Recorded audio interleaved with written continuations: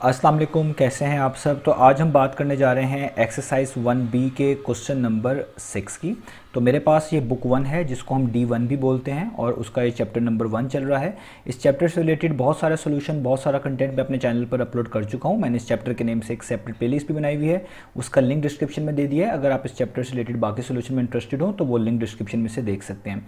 मैंने D1 से related बहुत सारा कंटेंट कवर किया हुआ है, वो मेरे चैनल पर अवेलेबल है। अगर आप वो इंटरेस्टेड हैं उसमें, उसके सोल्यूशंस में, तो मेरे चैनल की प्लेलिस्ट आप ज़रूर चेक करिएगा। तो आइए अब स्टार्ट करते हैं हम क्वेश्चन नंबर 6 को। तो क्वेश्चन नंबर 6 की स्टेटमेंट आपको सामने स्क्रीन पे नज़र आ रही है। हम इसको यहीं से रीड करेंगे, समझेंगे और फिर सॉल्व करेंगे। तो लिखा हुआ है find the smallest value of n such that the LCM of n and 15 is 45। तो हमसे कहा जा रहा है कि आपने n की वैल्यू निकाल के दिखानी है और वो स्मॉलेस्ट होनी चाहिए, यानी n की ऐसी वैल्यू होनी चाहिए जो सबसे छोटी हो। और उस पर कंडीशन क्या लगी हुई है, वो ऐसी छोटी वैल्यू होनी चाहिए कि such that the LCM of n and 15 is 45, कि वो n एक ऐसी वैल्यू हो कि जब उसको और उसके साथ 15 को मिलाया जाए और उनका एलसीएम लिया जाए तो वो कितना आए, 45 आए। यानी आपको बेसिकली दो नंबर्स गिवन है एक तरह के, एक है n जो कि हम बेसिकली फाइंड आउट करेंगे। गिवन मैं इस सेंस में कह रहा हूँ कि जिसकी बात की जा रही है यहाँ पर। तो बेसिकली दो नंबर्स हैं, एक है n और एक है 15। उनका एलसीएम आपको बता दिया गया है कि वो 45 है और आपसे कहा जा रहा है कि जो n है, बेसिकली जो पहला नंबर है, ये आप खुद से फाइंड आउट करके दिखाएं। और उस पर कंडीशन लगा दी है कि ये सबसे स्मॉलेस्ट होना चाहिए, इससे बड़ा कोई भी ऐसा नंबर नहीं मिलना चाहिए आपको जिसका 15 के साथ सॉल्व करने के बाद एलसीएम 45 आ रहा हो, बल्कि n सबसे स्मॉलेस्ट होना चाहिए जिसका 15 के साथ अगर हम एलसीएम फाइंड आउट करें तो 45 हमें मिले। यानी एलसीएम आपको गिवन है, दो नंबर्स जिसका वो एलसीएम है उसमें से एक आपको गिवन है जो कि 15 है और दूसरा n आपने फाइंड करके दिखाना है। तो आइए अब क्वेश्चन को हम स्टार्ट करते हैं। तो मैंने आपकी आसानी के लिए यहाँ पर क्वेश्चन नंबर 6 की कंप्लीट स्टेटमेंट लिख दी है। अब हम इसको यहाँ पे सॉल्व करने जा रहे हैं। तो सबसे पहले हम अपना गिवन डाटा लिखेंगे कि क्वेश्चन के अंदर क्या चीज़ गिवन है। तो क्वेश्चन में बहुत क्लियरली गिवन है कि LCM of n and 15 is 45। तो क्वेश्चन में हमें गिवन है n और 15 का एलसीएम जो कि कितना है, 45। तो सबसे पहले हम ये नोट डाउन कर लेते हैं कि हमें क्वेश्चन के अंदर जो चीज़ गिवन है वो क्या है, वो है LCM of n and 15 that is 45। तो हमें क्वेश्चन के अंदर ये चीज़ पहले से ही बता दी गई है कि n जो कि अभी हमने फाइंड करना है और एक नंबर 15, इनका एलसीएम लें तो वो कितना आना चाहिए, 45 आना चाहिए या 45 है। अब हमने फाइंड क्या करके दिखाना है, हमने ये n की वैल्यू फाइंड करके दिखाना है। तो हम ये भी लिख लेते हैं कि जो चीज़ फाइंड करनी है वो क्या है, value of n। Value of n आपने बेसिकली फाइंड आउट करके दिखानी है। तो इसके आगे मैं क्वेश्चन मार्क डाल देता हूँ। अब ये किस तरह फाइंड आउट करेंगे इस पे बात कर लेते हैं। तो इसके लिए आपको पहले कुछ चीज़ें जहन में होनी चाहिए।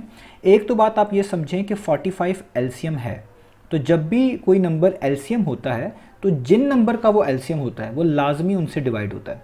यानी 45 जो है वो इस n से भी डिवाइड होगा जो कि अभी हमने फाइंड आउट करना है, और इस 15 से भी डिवाइड होगा और कंप्लीटली डिवाइड होगा। कंप्लीटली डिवाइड होने का मतलब है कोई आंसर इंटीजर में मिलेगा, पॉइंट्स में नहीं मिलेगा, कोई रिमाइंडर बच नहीं रहा होगा, रिमाइंडर 0 होगा। तो इस सेंस में मैं कह रहा हूँ कंप्लीटली डिवाइड होता है। तो जब भी कोई नंबर एलसीएम हो या एचसीएफ हो तो वो जिन नंबर्स का एलसीएम या एचसीएफ होता है वो उन दोनों नंबर से या जितने भी वो नंबर हों उनसे वो लाजमी डिविजिबल होता है, यानी उनसे वो लाजमी डिवाइड होता है। एक तो बात ये, और इसी चीज़ को आप ऐसे भी समझ सकते हैं कि जो भी यहाँ पे नंबर्स हैं, जैसे ये एक n है और एक 15 है, ये लाजमी डिवाइड करेंगे किसको, 45 को। ये 45 को लाजमी डिवाइड करेंगे। तो इससे ये पता चलता है कि यहाँ पे जो वैल्यू n होनी चाहिए ये लाजमी एक ऐसा नंबर होनी चाहिए जो कि 45 को डिवाइड करे, जिसको हम बोलते हैं फैक्टर। अगर कोई नंबर किसी दूसरे नंबर को डिवाइड कर रहा होता है तो जो डिवाइड कर रहा होता है उसको हम बोल रहे होते हैं फैक्टर। इसका मतलब है ये n जो है फैक्टर होना चाहिए 45 का, यानी n भी एक ऐसा नंबर होना चाहिए जो 45 को डिवाइड करे। क्योंकि मैं बता चुका हूँ कि यहाँ पे जितने भी नंबर्स होते हैं, एलसीएम के केस हो चाहे एचसीएफ का केस हो, तो वो हमेशा अपनी ओरिजिनल एलसीएम या एचसीएफ को डिवाइड कर रहे होते हैं। तो इसी चीज़ को हम फैक्टर बोलते हैं। तो हम पहले यहाँ पे लिख लेंगे कि n शुड बी, n को होना चाहिए, क्या होना चाहिए, n को फैक्टर होना चाहिए किसका, 45 का। n should be the factor of 45। और फैक्टर किसे बोलते हैं, फैक्टर उस नंबर को बोलते हैं जो किसी दूसरे नंबर को डिवाइड करता है। यानी n यहाँ पे फैक्टर होगा क्योंकि वो 45 को क्या करना चाहिए, उसको डिवाइड करना चाहिए। तो अब n की वैल्यू कैसे निकलेगी, हम 45 के सारे फैक्टर लिख लेंगे जो जो नंबर 45 को डिवाइड करते हैं वो सारे के सारे लिख लेंगे और फिर उसको 15 के साथ कंपैरिजन उसका करके देखेंगे।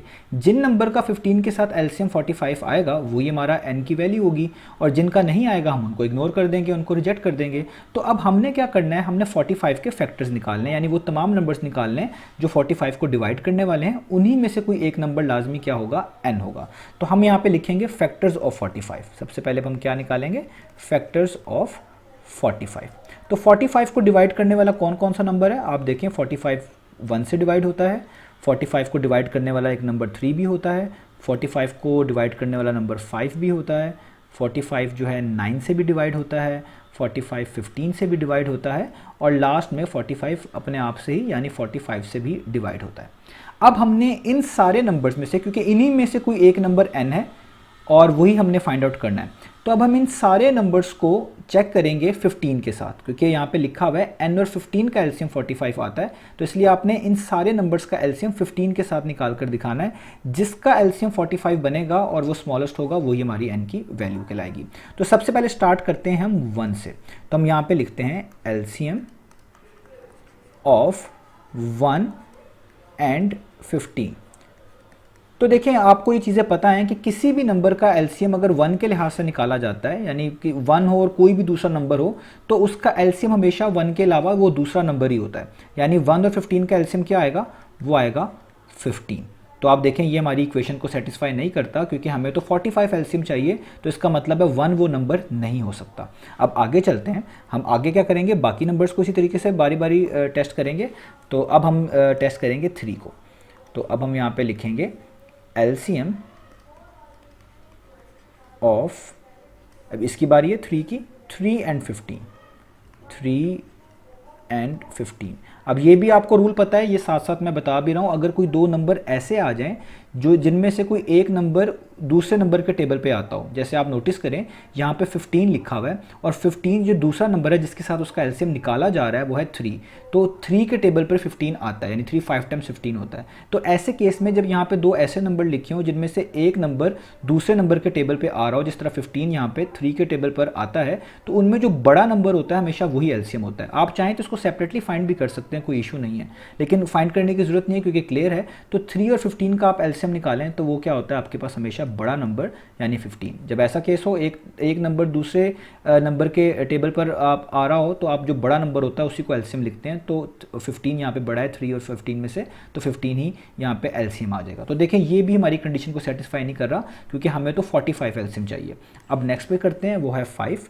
तो अब हम यहाँ पे लिखते हैं एलसीएम ऑफ 5 एंड 15, क्योंकि 15 तो फिक्स है, वो तो क्वेश्चन के अंदर गिवन ही है, उसको तो हम चेंज नहीं करेंगे।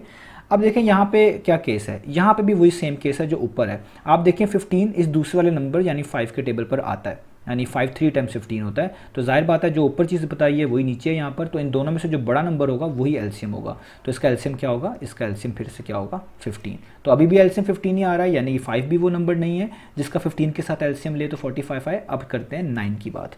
तो अब यहाँ पर लिखते हैं एलसीएम ऑफ 9 एंड 15।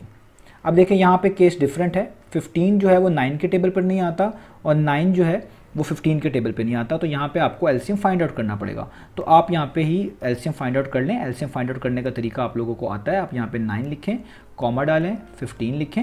आप एलसीएम फाइंड करने का और भी एक तरीका है जिसमें वो आप मल्टीपल्स लिख के भी चीज़ों को मैनेज कर सकते हैं, तो वो यूज़ कर लें या ये वाला मेथड यूज़ कर लें, दोनों के मीनिंग सेम है। तो अब यहाँ पे एलसीएम निकालने का क्या तरीका होता है, हम सबसे पहले सबसे छोटा नंबर यहाँ पे ऐसा ढूंढते हैं जो इन दोनों को डिवाइड करता हो। तो 9 और 15 को डिवाइड करने वाला नंबर जो है वो 3 है, क्योंकि 3 3 टाइम्स 9 होता है और 3 5 टाइम्स 15 होता है, वो यहाँ पे हमने लिख देना है। अब आपने देखना है इन दोनों को डिवाइड करने वाला कोई नंबर है, तो 3 और 5 दोनों के दोनों प्राइम नंबर हैं, इन दोनों को कोई सेम नंबर नहीं है जो इन दोनों को डिवाइड करता हो, ये सिर्फ अपने टेबल्स पर ही जाते हैं, यानी अपने आप ही पे डिवाइड होंगे। तो आपकी अपनी चॉइस है, आप चाहे 3 को पहले यूज़ कर लें या 5 को पहले चूज़ कर लें। तो मैं पहले 3 को चूज़ कर लेता हूँ, 3 अपने आप ही पे डिवाइड होगा, यानी 3 1 टाइम्स ही 3 होगा, और दूसरे नंबर को आपको वैसे ही उतारना होता है। तो 5 देखिए मैंने वैसे ही उतार लिया। अब 1 को आपने कुछ भी नहीं करना, 1 ऐसे ही नोट डाउन करता रहना होता है और दूसरे नंबर को सॉल्व करना होना चाहिए। तो अब यहाँ पे 5 है, तो 5 जाहिर बात है 5 टाइम्स ही होता है, यानी 5 1 टाइम्स ही 5 होता है, तो यहाँ पर 1 आ जाएगा और ये वाला 1 उतार लें। अब इन नंबर्स का जो प्रोडक्ट होता है वो बेसिकली आपके पास क्या होता है, वो होता है एलसीएम। तो एलसीएम क्या होता है, तो यहाँ पे एलसीएम आएगा, 3 2 टाइम्स लिखा हुआ है, तो आप लिख लें 3 का स्क्वायर, और 5 वन टाइम्स लिखा हुआ है तो आप लिख लें 5 रेज़ टू पावर 1। और 3 का स्क्वायर कितना होता है, वो होता है 9, और 5 वैसे का वैसे ही। ठीक है, मैं इसको थोड़े सा स्क्रीन को नीचे कर लेता हूँ।